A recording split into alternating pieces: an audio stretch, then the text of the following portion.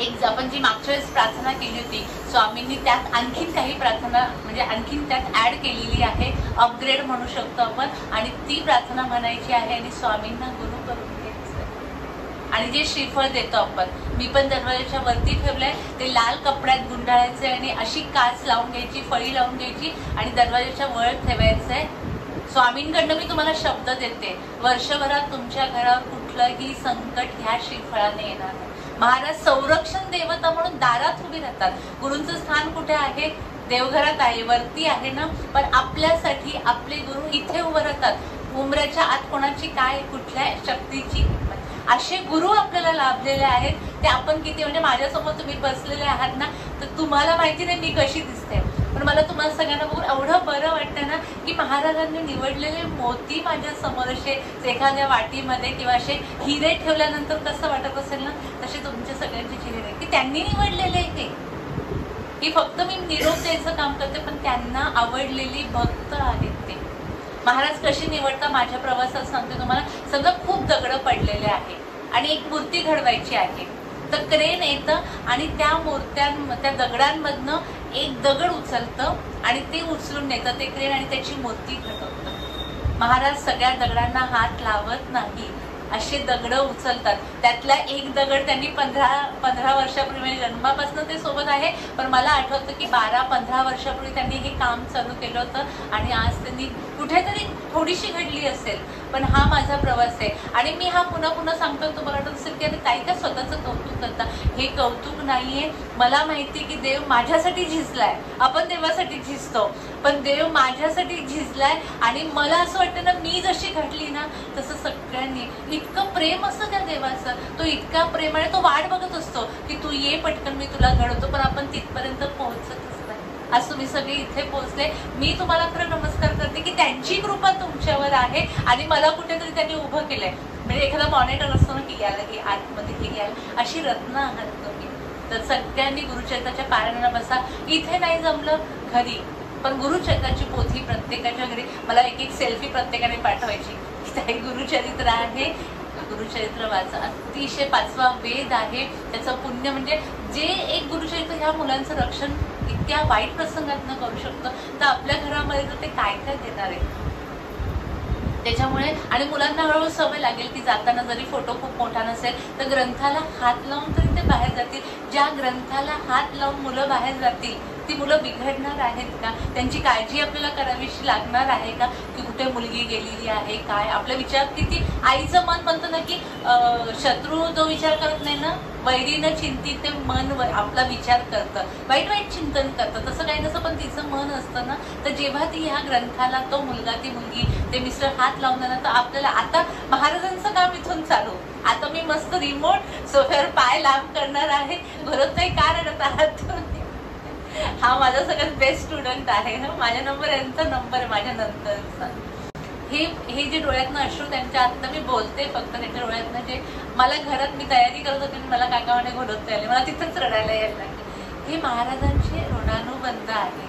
ते वाट बघत सगळी इथे जे तुम्ही आता आले ना, मी वाट बघत नव्हती, कारण मला खरं सांगू मला काही गरज नाही आहे. म्हणजे मी माझ्या आनंदात एवढी आहे ना, तर ते वाट बघत असतात. अरे आली का रे, आली का, आली का. तो निरोप त्यांनी दिलाय, त्यांनी तुम्हाला इथे पोहोचवलेलं, त्यात माझं काही नाही. त्यामुळे पारायणाला बसा. इथे नाही शक्य घरी बसा.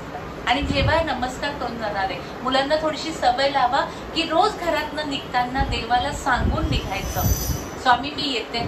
आपणच सवय लावायची. आणि परत सगळीकडे फिरून आल्यानंतर संध्याकाळी हातपाय धुवायचे आल्यावर आणि स्वामी मी घरी पोहोचली, ही सवय मुलांना लावा. स्वामी तुमच्या बरोबर, म्हणजे जेव्हा आपलं मूल बाहेर जातं ना, तर स्वामी आपले पाठीराखे असतात, आपल्या मुलाबरोबर मुलीबरोबर पाठीशी असतात ते. आणि आपण जेव्हा घरी येतो तेव्हा त्यांचं भांडण, म्हणजे आपल्यापेक्षा ती त्यांची आई असते. आपण एवढी काळजी नाही करत. आपण थोड्या वेळात कुठेतरी कामाला निघून जाणार, मग मध्येच आठवण येणार, तिथे पोहोचल्याचा फोन केलाच नाही, मग करू नाही लागला, रेंजमध्ये नसेल. पण स्वामी सतत त्यांच्यासोबत असतात. त्यामुळे ही सवय लावा की स्वामी माझं बाळ इथे आहे, तुम्ही लक्ष ठेवा. आणि त्यांना घरात न निघताना नमस्कार करून द्यायची सवय करा. त्यामुळे पारायणाला बऱ्याच आहे. गुरुमंत्र घ्यायचा आहे. गुरुमंत्राची सेवा सांगितली आहे की रोज सकाळी उठल्यावर लवकर आंघोळ करायची. 3 वेळा तारक मंत्र. कोण कोण करते ही सेवा? जे करत नाही आहे, गुरुमंत्र दिलाय, मग आपण म्हणतो आमचं हे काम होत नाही, आई हा त्रास होत आहे, आपल्याला हे असं होत आहे. तर महाराज म्हणतात ना, मी दिलेलं आहे, मी किती हिथं मोठी चूक आहे ना की आपला गुरुमंत्र मिळालेला आहे. तुम्ही म्हणाल ताई मला नाही मिळाला, श्री स्वामी समर्थ हा मंत्र आहे ना, हा किती मोठा गुरुमंत्र आहे. मी नेहमी म्हणते की श्री स्वामी समर्थ हे ना पूर्ण दत्तावतार आहे आणि ते म्हणून आपल्याला गुरु मिळाले, एवढे मोठे गुरु लाभलेले आहे. तरी सुद्धा जर आपण त्या मग स्वामी कसं करतात, ठीक आहे, म्हणजे आई वडील असतात ना, त्यांना सगळी मुलं सारखी असतात आणि सगळं मुलांना सगळं देतात, पण त्यातला एखादा मुलगांना दारूच प्यायला लागतो आणि बाकीची चांगली राहतात. मग ते खूप प्रयत्न करतात त्याला वाढवायचा, नीट करायचा, पण तो जेव्हा ऐकत नाही ना, मग आई पण म्हणते तर जाऊ दे, आम्ही आमच्या परीने खूप प्रयत्न केले तुला घडवायचे, आता आम्ही काही करू शकत नाही. सेम स्वामी असंच करणार, ते किती वाट बघणार, ते प्रयत्न करणं जिथे जिथे मदत. पण आपल्या गुरु मंत्र दिलेला आहे, तारक मंत्र सांगितलाय, तरी जर आपण म्हटलो की हा प्रश्न आहे, आमचे प्रश्न सुटत नाही, ऐकही प्रश्न येतात. म्हणून मी युट्यूबवर पण सांगितलं की तुम्ही प्रश्न तुमचे नंतर सांगा, 3 महिने तारक मंत्र करा, तुमचं काम नाही झालं तर माझ्याकडे इथे या आणि आमचं काम का होत नाही आधी करा. पण त्यावेळेस सगळे उठल्यावर आंघोळ झाल्यावर दिवा लावायचा आहे, ह्या लेवलला दिवा घ्यायचा आहे, म्हणजे मांडी घालून बसताना आपला पिठाचा डबा घ्यायचा, त्या डब्यावर दिवा ठेवायचा, त्या ज्योतीकडे बघायचं आहे, 3 वेळा तारक मंत्र आणि 1 माळ स्वामींची. तुम्ही म्हणता याच्या मागचं शास्त्र काय, जेव्हा मी अशी बसते ना तर आपल्या शरीरात अशा गोल आपली जेवणाची प्लेट असते ना तशा आकाराची चक्र असतात, आपल्या मणक्यामध्ये 7 चक्र असतात. आणि जेव्हा मी ज्योतीकडे बघते ही सगळी चक्र अशी वाकडी तिकडी झाली, कोणाला पैशाचा प्रॉब्लेम आहे, कोणाचा आरोग्याचा, कोणाचं घरानं, तर ह्या चक्रांमध्ये एक एक जागा असतात, पैशाची जागा, आरोग्याची, मुलांची, ती आपली ना वाकडी तिकडी, जसं ताट वाकडं झालेलं असतं ना तशी ही वाकडी तिकडी खराब कोणी बांधून ठेवली आहे, कोणी काळी जादू करून ठेवलेली आहे. आणि जेव्हा मी तारक मंत्र काय, अशक्य ही शक्य करतील स्वामी, जिथे स्वामी चरण तिथे नेऊ नका हे म्हणत मी दिव्याकडे जेव्हा बघते, ही सगळी चक्र जशी आपण ते लिंगोच्या गेम खेळतो ना, ती एकावर एक अशी रचली जातात आणि ते चक्र नीट होतं.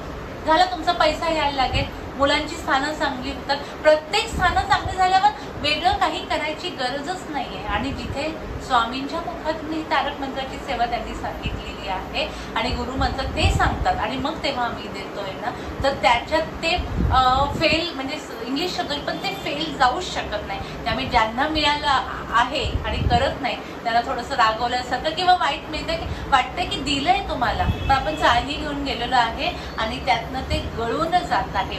त्याच्यामुळे तारक मंत्राची ही सेवा करायची. त्या दिवशी कळंबोलीत जे आहे त्यांनी यायचं, श्रीफळ घेऊन यायचं, येताना जी प्रार्थना मी बोलून घेईल तुमच्याकडनं, ती प्रार्थना बोलायची आहे श्रीफळाला. आणि घरी जाऊन 2 घरं असतील, गावाला घर असेल, कंपनी असेल तर जास्त श्रीफळ घेऊन या, प्रयत्न करा, मिस्टरांना, मुलांना, सगळ्यांना.